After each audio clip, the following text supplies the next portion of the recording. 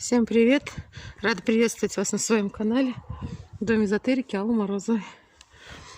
Сегодня хочу поделиться с вами радостью. У нас наконец-то началось строительство. Будет беседка моя личная на курьих ножках. Меня спрашивали, когда начнется.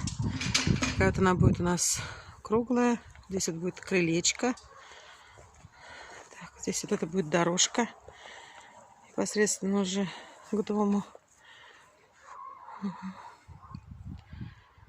Так.